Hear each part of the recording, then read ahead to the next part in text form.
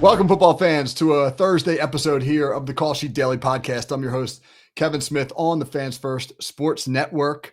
And it is our Thursday episode, which means we're going to do a State of the Franchise show. Last week, we talked about the Cleveland Browns. And this week, busy football team in the NFL. We're going to talk about the San Francisco 49ers. And my guest, very well-known personality here at Fans First and beyond, Rob Guerrera from the Stats on Fire podcast. Welcome to the show, Rob. How you doing? I'm doing great. I'm really happy to have you on. And thank you again for coming on. I know you're a busy man. Going to talk some 49ers for you real quick. I like to give shout outs to birthdays before we get going. Josh Allen turned 29 years old today. Feels like Josh Allen's been around a lot longer. When you said 29, I was like, damn, 29 already? Okay. I guess as a Steeler fan, he just has been tormenting Pittsburgh. So it's also Ricky Williams' birthday. That's a great personality right there. That is man, when he got rolling, he was one of the best running backs in the league. Mike Ditka traded his entire draft class to draft him. I'll never forget that. Like, it's a real thing that actually happened. If that happened today, people would lose their minds. Do you remember the next day at the press conference, he wore like a dreadlock wig? I mean, that would not go over well in the modern Twitterverse. He was, talk about one of the all-time characters for sure. Yeah, absolutely. But we're here to talk 49ers. Before we get into that, Rob, very successful podcast. Tell us a little bit about your journey to get to where you are now. Okay, so we'll do this quickly. Always a 49er fan my whole life. Always wanted to work in sports. Got a job at ESPN Radio, worked there for 7 years. Then went over to NBC, produced Pro Football Talk with Mike Florio and Chris Sims for 7 years. Then jumped over to SB Nation with Niners Nation, covering the Niners specifically in 2020. And then eventually started up my own network, the Gold Standard 49ers Podcast Network. And here we are. Yeah, that's a great journey. The Gold Standard and the Steel Curtain Network are always neck and neck for who's producing the best here at Fans First. So Rob, busy week out there in San Francisco. Oh, yeah. Brock Purdy gets his extension. Fred Warner gets his extension. Were you happy with those deals? Do you have any reservations about them? No, I like all the deals, honestly. And George Kittle got extended too. So it was been a massive week for the 49ers. The thing I like about the deals is that it's not like, sometimes you see those deals in baseball where the guy's like 28 and he signs a 10-year deal and you're like, the last, 5 years of this deal are going to be terrible.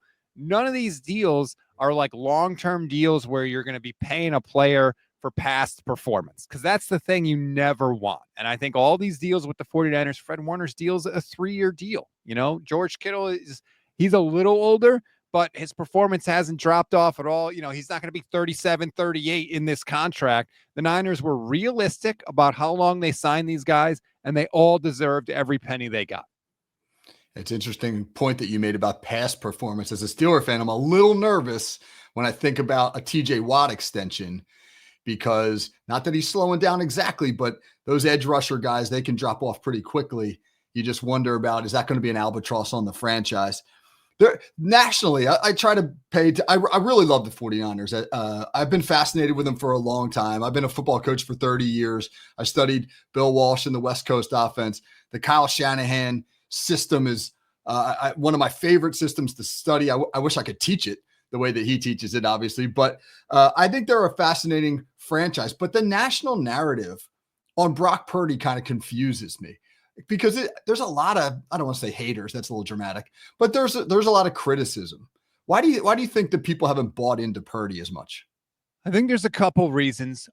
One is because we're into throw porn now. We like to see quarterbacks, rip a ball 40 yards down the field on Twitter. We like to cut those up and paste those everywhere. And Brock Purdy doesn't have some of those throws available to him. He just doesn't, flat out. Everything Brock Purdy does, all his superpowers are from the neck up. And those are hard to see on Twitter.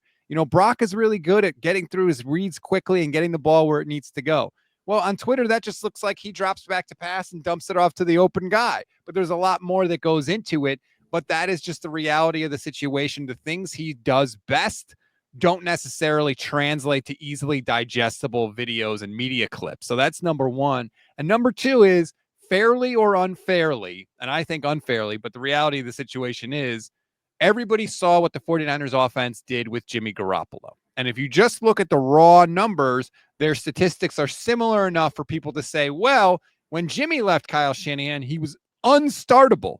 So now we really don't think Brock Purdy is that good because we've seen another guy put up similar numbers. Now, if you dig into those numbers and you actually look at how those yards and touchdowns and things like that are being accumulated, you'll see a difference between Jimmy Garoppolo and Brock Purdy, but most people don't do that. Yeah. That's a really interesting point about him being a cerebral quarterback. When you talk to most coaches at higher levels, they will tell you that the biggest reason why college quarterbacks struggle in the NFL is their inability to process information quickly enough. And it feels like Brock Purdy does that exceptionally well. Some people have actually criticized him for being a system guy, but as long as you're in the right system, does that even matter? Well, not only that, but every quarterback is in a system that is designed to make them look good, right? Nobody's system is just drop back and do a bunch of crazy stuff, right? Every play is designed to get a guy open. Every play is designed to put the quarterback and the team in the best position to succeed. It just so happens that the system Brock Purdy is in does a better job of that than a lot of the other systems in the NFL. But the idea that Brock Purdy is the only one that has somebody trying to call good plays and get guys open is just not fair to Brock or to the rest of the teams in the league. Yeah, agreed. Now the Fred Warner signing. This is interesting. A show I did on Monday was about the evolution of the linebacker position in the NFL, how linebackers getting lighter, faster, need to play outside the box to match all the 11 personnel and the spread stuff that's come up to the league now.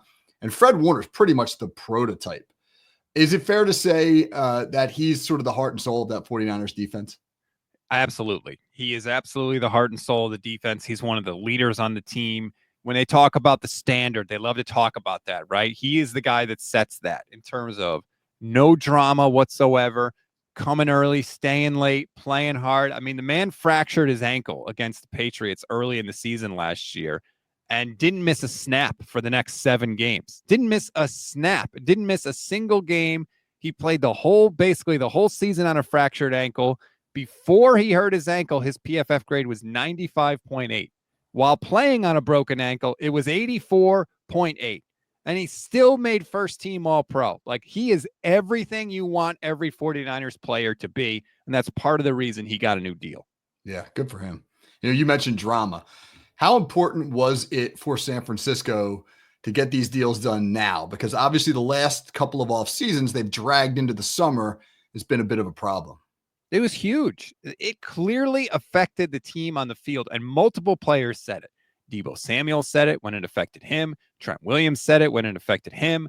Brandon Ayuk said it when it affected him. Nick Bosa said it when it affected him. I mean, how many guys do I have to name here? It was impacting the team on the field in a negative way, and it was hurting the 49ers financially. They buckled, and they paid all these guys way more than they needed to pay them because they just refused to get off their ass, basically, and pay them. Brandon Ayuk went to the team in January and February, the year that he got his contract, and he said, I'll play for $23 million a year. The 49ers said, no, we don't want to do that deal. Well, what happened? Other wide receivers got paid, the market went up, and they ended up paying Brandon Ayuk way more than $23 million, and they hate that contract now, and they've been telling everybody how much they hate it. They even tried to trade him desperately this offseason.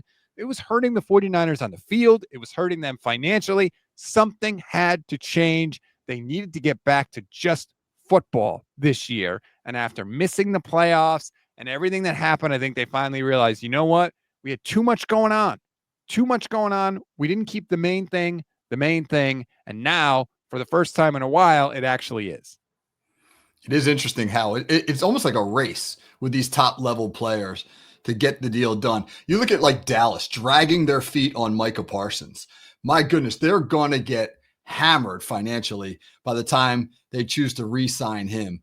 And so that's a great point about Ayuk. Where are the 49ers with Ayuk? He's locked up under contract now. Are they still trying to move him? Do you think that they're looking for a deal, or are they settled? They'd love to move him. The problem is he tore almost all the CLs in his knee, ACL, MCL. Yeah. And so when you have the contract that he has, which is not like a crazy contract, but it is, a closer to the top of the market contract when it was signed, combined with the fact that he's probably going to miss, I would say conservatively, half the season this year because he didn't tear his his knee up until week 8 last year. So, it's going to be a while before we see him on the field. There's not that many takers right now for Brandon Ayuk. The Niners would love to get out of that deal. They have screamed from the mountaintops how much they want to get out of that deal, but nobody wants it right now. So they're just going to have to sit and wait for BA to come back, and maybe he can build up his market once he get back and they can move him then. But right now, he's going to be there for the foreseeable future. Interesting. So a lot of change this offseason in San Francisco. They've some veterans parted.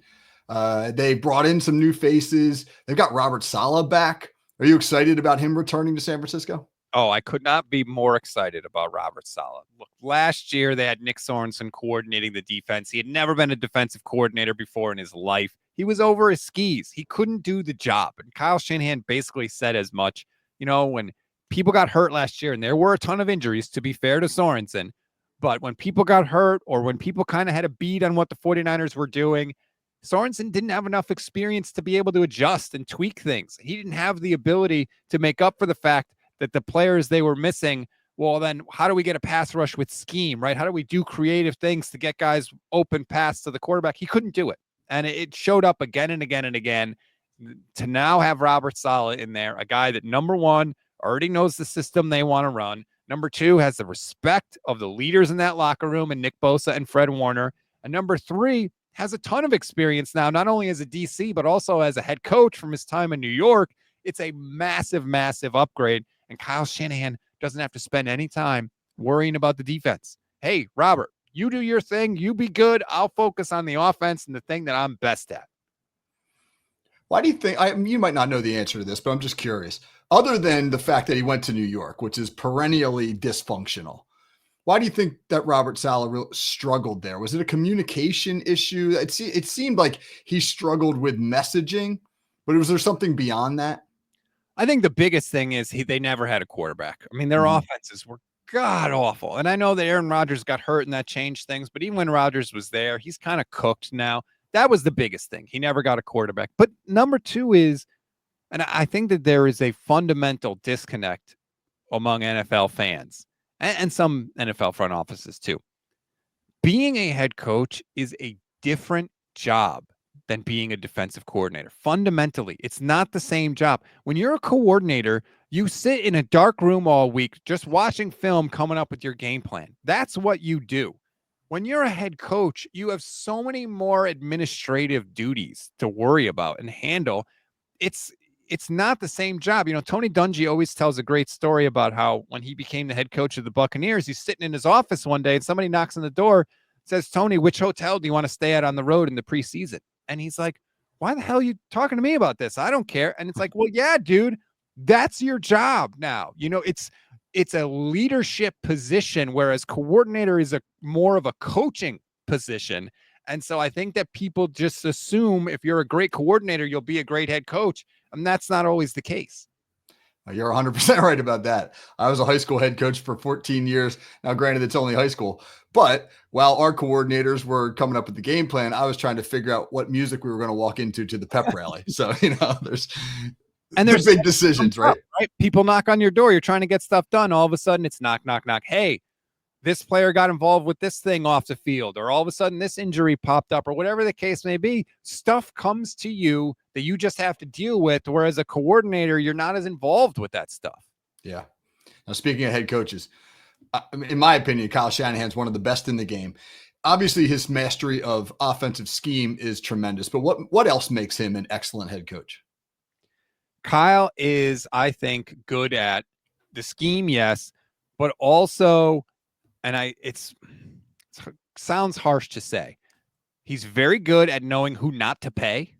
Like, he understands, hey, this guy's a good player, but we're not going to pay Aaron Banks $30 million. We're going to let him go to the Packers and let him play that. And he can get guys in there that are good enough to do the job. Maybe not all stars at every position, but I feel like he understands when it's time to let a guy go and when it's time to pay a guy. Also, he's very good at replacing coaches. That is a hidden skill that head coaches have, where not everybody can do it. It's great you set up your staff. It's awesome. But if you have success, the NFL is coming to hire your coordinators and hire your coaches. And they did it. They did it with Robert Saleh. They did it with DeMeco Ryans. Now, he doesn't bat 1,000. Of course, nobody does. But for the most part, he has been able to replenish the cupboard. And those are two sort of things with Kyle Shanahan that I don't think he gets enough credit for. So I'm a Steelers fan. I'm 55 years old. The Pittsburgh Steelers have had 3 head coaches in my entire lifetime. And they've been a model of when you get a good one, you hold on to it. The stability matters. Shanahan's obviously been really successful in San Francisco, but he's coming off of a tough year. Are there any job security issues with Shanahan right now? Right now, no.